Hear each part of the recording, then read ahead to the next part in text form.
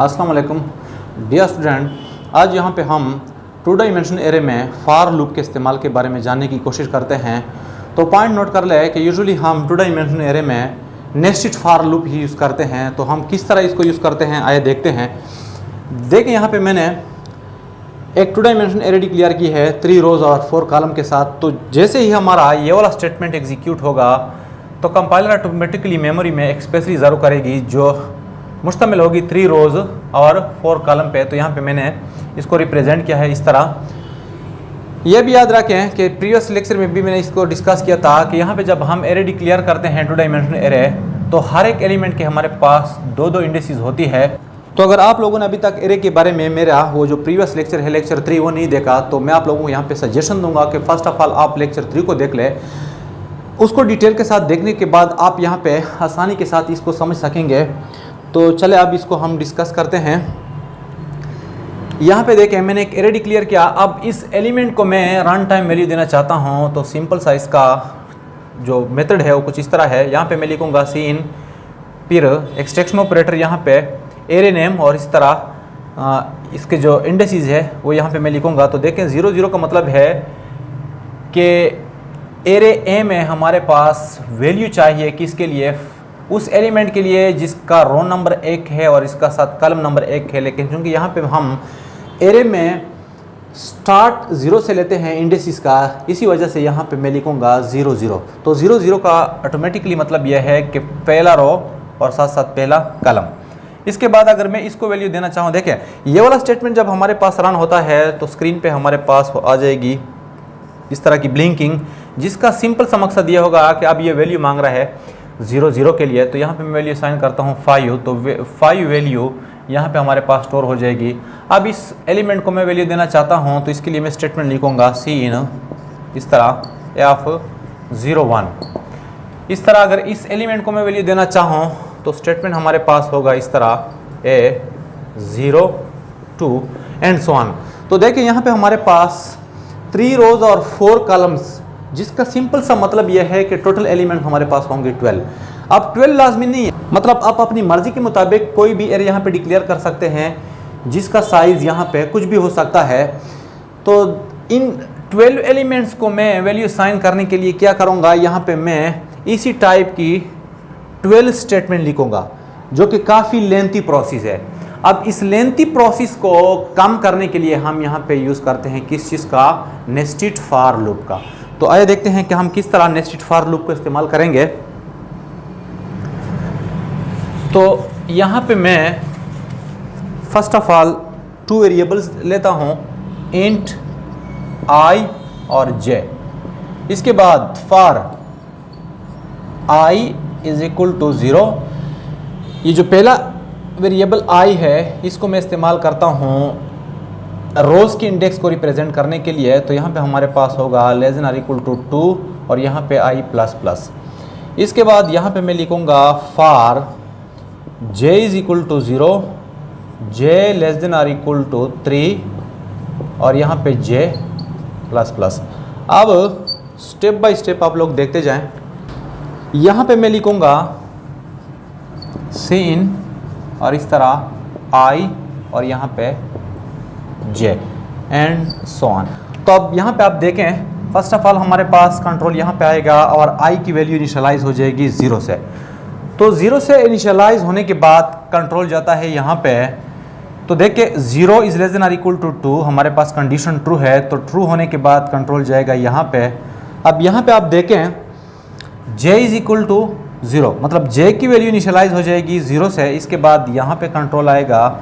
अब देखें j means 0 less than और इक्वल टू 3, तो ये स्टेटमेंट भी हमारे पास ट्रू आ रहा है।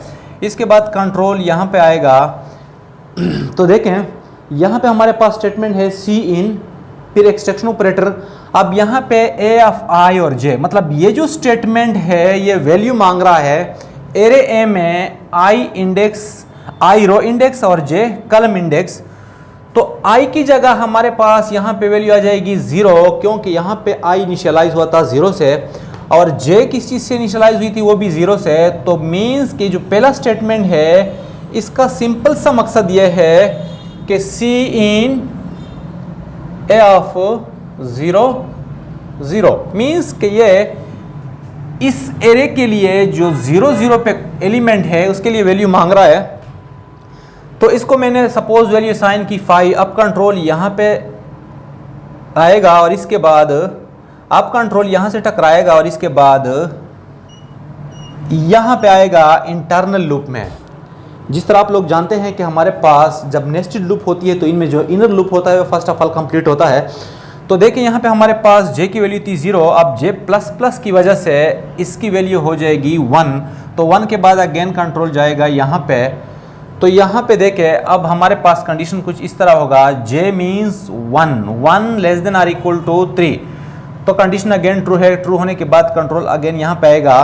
तो अब ये जो स्टेटमेंट है ये कुछ इस तरह होगा, C इन A। देखें I की वैल्यू वही पुरानी है, उसमें कोई चेंज अभी तक नहीं हुई, लेकिन जो J की वैल्यू थी अभी यहाँ पे इंक्रीमेंट हो गई बाई 1। तो 0 से जब 1 इंक्रीज होती है तो ऑटोमेटिकली यहाँ पे हो जाती है 1। मीन्स कि ये जो स्टेटमेंट है ये कुछ इस तरह होगा, A ऑफ 0 1। तो सिंपल स्टेटमेंट का मकसद ये हुआ कि ये जो स्टेटमेंट है ये वैल्यू मांग रहा है इसके लिए, मतलब एरे ए में उस एलिमेंट के लिए जिसके इंडिसेस नंबर है 0 1। तो इसको वैल्यू साइन करने के बाद सपोज यहाँ पे मैंने वैल्यू साइन की 7, तो यहाँ पे हमारे पास 7 स्टोर हुआ। अगेन कंट्रोल जाएगा यहाँ पे, तो j की जो वैल्यू है ऑटोमेटिकली इंक्रीज हो जाएगी बाई 1। तो 1 इंक्रीज होने के साथ क्या हो जाएगी 2। तो 2 के बाद अगेन कंट्रोल यहाँ पे आएगा और अब ये कंडीशन चेक होगा 2 less than or equal to 3। Again हमारे पास कंडीशन क्या है, ट्रू। इसके बाद ये वाला स्टेटमेंट, तो इस दफ़ा ये स्टेटमेंट कुछ इस तरह होगा, C इन A ऑफ 0 और यहाँ पे J जो है उसकी वैल्यू क्या हो गई 2। तो अब ये वैल्यू मांग रहा है 0 ऑफ 2 के लिए, तो 0 ऑफ 2 हमारे पास ये है, तो इसको मैंने कोई वैल्यू साइन की, सपोज मैंने 8 साइन की। इसके बाद अगेन कंट्रोल इनर लूप की तरफ जाएगा और J की वैल्यू हो जाएगी 3। तो 3 less than or equal to 3, again हमारे पास कंडीशन ट्रू है, कंट्रोल यहाँ पे आएगा। तो यहाँ पे हमारे पास स्टेटमेंट कुछ इस तरह दिखाई देगा, 0 और यहाँ पे 3। तो इसको भी मैंने वैल्यू साइन की 5। अब अगेन कंट्रोल यहाँ पे आएगा तो J की वैल्यू हो जाएगी 4। अब चूंकि 4 is less than or equal to 3 condition false है, तो इसी वजह से ये जो लूप है अब इसका एग्जीक्यूशन स्टॉप हो जाएगा। इसके बाद यहाँ पे जब कंट्रोल अगेन कोलाइड करेगा तो इसके बाद जाएगा आउटर लूप में। तो आउटर लूप में क्या होगा, I की वैल्यू इंक्रीज हो जाएगी बाई 1। तो बाई 1 इंक्रीज होने के साथ हमारे पास I की वैल्यू हो जाएगी 1, क्योंकि यहाँ पे वो पहले आइट्रेशन में थी 0। तो इसके बाद कंडीशन यहाँ पे आएगा, तो देखें हमारे पास अब कंडीशन है I is less than or equal to 2, I की जगह 1 less than or equal to 2। तो कंडीशन ट्रू है। कंडीशन ट्रू होने की सूरत में कंट्रोल अगेन इनर लूप की तरफ जाएगा और इनर लूप अब दोबारा 0 से स्टार्ट होगा और कब तक चलेगा 3 तक। तो फर्स्ट आइट्रेशन की वजह से हमारे पास स्टेटमेंट कुछ इस तरह होगा, C इन A ऑफ, चूंकि I वहां से अब 1 आ रहा है तो सिंपल यहाँ पे होगा 1। इनर लूप बार बार चलेगा, इसी वजह से पहले हमारे पास स्टेटमेंट होगा 1 0, इसके बाद स्टेटमेंट होगा 1 1 एंड सो ऑन। तो देखें 1 0 हमारे पास है ये वाला एलिमेंट, तो ये इसके लिए वैल्यू मांगेगा, फिर इसके लिए, फिर इसके लिए, फिर इसके लिए। तो जब ये इनर लूप अगेन फॉल्स होगा, मतलब 4 दफ़ा एग्जीक्यूट होने के बाद हमारे पास जो कंट्रोल है वो आउटर लूप की तरफ जाएगा और आउटर लूप की वैल्यू हो जाएगी 2। तो 2 यहाँ पे कंडीशन अगेन ट्रू होती है। इसके बाद कंट्रोल यहाँ पे आएगा और इनर लूप अगेन चलेगी। मीन्स कि जो इनर लूप है ये कंप्लीटली एग्जीक्यूट होती है जब हमारे पास outer loop just 1 time execute होती है। तो इस तरह हम नेस्टेड लूप को इस्तेमाल करते हुए एरे को इनिशियलाइज भी कर सकते हैं और साथ साथ जो एरे की वैल्यूज़ है इसको हम स्क्रीन पे डिस्प्ले भी कर सकते हैं। तो डियर स्टूडेंट, ये था हमारे पास आज का टॉपिक कि हम नेस्टेड फॉर लूप को किस तरह 2 डायमेंशन एरे में इस्तेमाल करेंगे। तो आज के लिए बस इतना ही। अल्लाह हाफ़िज़।